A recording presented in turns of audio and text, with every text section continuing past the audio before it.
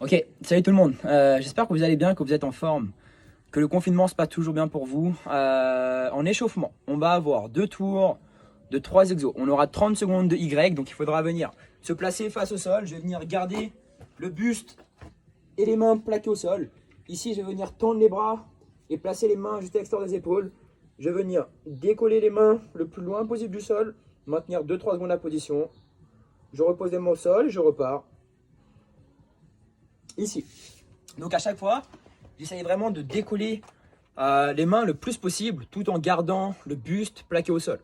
Une fois que j'ai fait ça, on aura 10 petits push-ups. Donc il faudra venir se mettre en position de planche. On pourra soit faire les pompes sur les pieds ou sur les genoux. Dans tous les cas, on va vouloir placer les mains sous les épaules, voire légèrement à l'extérieur, avec les doigts légèrement inclinés vers l'extérieur pour ici garder, comme sur un développé couché, les coudes à 45, donc pas complètement collés au corps, mais pas à 90 non plus ici, entre les deux, ok? Donc, que je le fasse sur les genoux, sur les pieds, je vais vouloir toucher la poitrine au sol, retendre les bras là-haut. Si j'étais en appui sur les genoux, je vais devoir repasser sur les pieds, donc en position de planche, ouvrir un bras là-haut, je le repose au sol, je refais une pompe, et l'autre bras. Donc, à chaque fois, on essaye d'alterner les bras. Ça nous fera du coup 5 allers-retours pour réaliser les 10 répétitions. Et dernier exercice avec des dislocations, on aura 10 dislocations à réaliser. Il faudra prendre un objet, si possible un PVC, un bout de bois, un bâton, ce que vous voulez, ce que vous avez. Après, un vêtement, une serviette, un élastique, ça peut très bien faire l'affaire si on le tend. Ok ? Je vais venir prendre une prise assez large pour me permettre de garder les bras tendus et les épaules basses pendant tout le mouvement. Je vais venir envoyer le PVC au-dessus de la tête, en contact avec le bas du dos, et je repars. Si j'étais bien, je vais pouvoir resserrer un petit peu les mains pour étirer un petit peu plus les épaules. Ici. Une fois que j'ai fait les 10 répétitions, je pars sur mon deuxième tour pour terminer l'échauffement. Ok ? Ok, parfait. Donc une fois qu'on a terminé son deuxième tour, qu'on a terminé l'échauffement, on va passer au skill. Ça va être un renfort gym aujourd'hui. Il faudra réaliser 4 tours pour la qualité, avec 1 minute de récup entre chaque tour, soit un maximum de strict handstand push-up, donc seulement avec la force des bras et des épaules, soit un maximum de keeping handstand push-up, donc cette fois-ci avec l'élan des jambes pour alléger un petit peu le poids du corps, ou alors si on ne dépasse pas du tout, on aura un maximum de pike push-up. Ça va être l'option la plus facile. Il faudra faire des pompes avec le bassin un peu plus élevé qu'à la normale pour mettre un peu plus de poids sur les épaules et bien retrouver la même mécanique que pour un keeping handstand push-up, donc à savoir le trépied avec les deux mains et la tête. Ok ? Une fois qu'on a réalisé son max, on aura 30 secondes de side plank arm raises de chaque côté. Je vous montre ça juste après. On va juste revoir ensemble la technique pour les handstand push-up.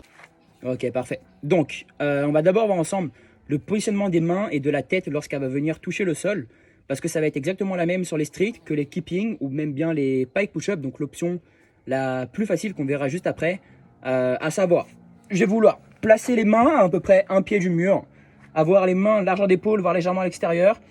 Donc ici, dès que je vais venir poser la tête au sol, je vais essayer de la poser en avant des mains pour former un triangle, donc entre les mains et le mur, pour après réengager. Donc en strict, sans l'élan des jambes, je vais devoir me lancer contre le mur, bien serrer les abdos, j'essaie de ne pas laisser les fesses toucher le mur et essayer de garder les jambes collées et tendues. Donc, je suis là, je me place à un pied du mur, je contrôle la descente, je touche la tête au sol et je repousse. On essaye de garder des belles reps, donc de ne pas s'écraser au sol pour gratter 1 à 2 reps, ça sert à rien, on veut rester qualitatif là-dessus. Ok ? La deuxième option, ça va être les keeping handstand push-up. Donc le placement des mains et de la tête au sol, ça va être exactement le même. Sauf que une fois qu'on aura la tête au sol, on va pouvoir cette fois-ci reposer les fesses contre le mur, fléchir les genoux vers le buste et là envoyer les jambes pour alléger un petit peu le poids du corps, et c'est ça qui va nous permettre de monter. Donc je contrôle la descente, je touche la tête au sol, je garde les fesses en contact avec le mur, j'envoie les genoux vers la poitrine et là je vais venir tendre fort les jambes, décoller les hanches du mur et ensuite pousser sur les bras. Je vous montre ça, ça donne ça. Donc je suis là, je contrôle, je fléchis les genoux vers la poitrine, je tends et je repousse. Ok, parfait. Donc maintenant qu'on a vu ça, troisième option, L'option la plus facile, ça va être les pike push-up. Il faudra venir placer les mains sous les épaules, voir légèrement à l'extérieur, se mettre en position de planche avec le bassin un petit peu plus élevé que d'habitude. Donc hop, je vais mettre là. Et ici, comme on a vu tout à l'heure, je vais venir toucher la tête en avant des mains, puis réengager là-haut. Je repars, je contrôle la descente. Ici. Donc des belles reps, j'essaie de ne pas m'écraser et n'allez pas à l'échec. Ok, parce qu'aller à l'échec, vous allez sûrement dégrader la technique. Ça marche? Une fois qu'on a fait son max, peu importe l'option qu'on aura choisi, on aura 30 secondes de side plank arm raises de chaque côté. Donc il faudra prendre un poids. Ça peut très bien être une bouteille d'eau, un livre. Ce que vous avez, un poids ce serait même mieux. Mais ce que vous avez, je pense qu'une bouteille d'eau, ça fera largement l'affaire. Je vais venir me mettre en planche sur le côté, donc en appui sur le coude gauche et la main gauche, sur le pied gauche. Je vais venir contracter l'oblique pour ne pas laisser le bassin partir vers le sol. Tendre le bras avec le poids dans la main. Et ici, je vais venir décoller le bras. Ici. Donc à chaque fois, j'essaye d'aligner le bras à 90, contrôler la descente.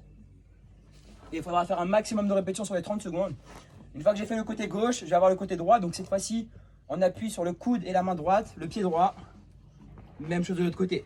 Je serre l'oblique. Et ici. Ok, donc 1 minute de récup une fois qu'on a terminé ça. 4 tours au total. Ok, parfait. Une fois qu'on a terminé le skill, on va passer au Metcon. Ça va être 3 AMRAP de 5 minutes. Donc à chaque fois sur 5 minutes, il faudra faire un maximum de tours de l'enchaînement suivant que je vais vous présenter avec 2 minutes de récup entre chaque AMRAP. Ok. L'enchaînement, on aura 7 sumo deadlift high pull, 7 burpees au-dessus du sac à dos et 7 thrusters. Donc essayez de prendre un sac à dos que vous allez plus ou moins lester pour rendre ça plus ou moins difficile du coup. Pour les sumo deadlift high pull, je vais venir placer le sac entre les deux pieds, écarter les pieds un peu plus large qu'un squat. Je vais essayer de garder les tibias parallèles au sol. Et ici, je vais venir fléchir sur les jambes. J'essaye d'avoir le niveau des hanches au-dessus des genoux, les épaules légèrement devant les genoux, la colonne à plat. Et ici, je vais venir pousser sur les jambes, terminer l'extension pour ensuite tirer sur les bras. Et ici, essayer de monter les coudes un peu plus haut que le niveau des épaules. Donc vitesse réelle, ça donne ça. J'accélère sur les jambes et je termine l'extension. À chaque fois ici, c'est l'élan des hanches qui va alléger le poids pour monter les bras après. Une fois que j'ai fait les 7 sumo deadlift high pull, je vais avoir 7 burpees au-dessus du sac à dos. Donc en latéral, il faudra placer les mains sous les épaules, envoyer les pieds vers l'arrière, toucher la poitrine au sol, se redresser, puis sauter par-dessus le sac à dos. Par-dessus et pas derrière comme on va souvent. Donc pour ça, il faudra essayer de ne pas partir directement les mains à hauteur du sac à dos, mais les pieds à hauteur du sac à dos. Donc je vais vouloir faire mon burpee ici pour ensuite être à bonne hauteur du sac à dos pour sauter par-dessus. Dernier mouvement, ça va être des thrusters, donc toujours 7 thrusters.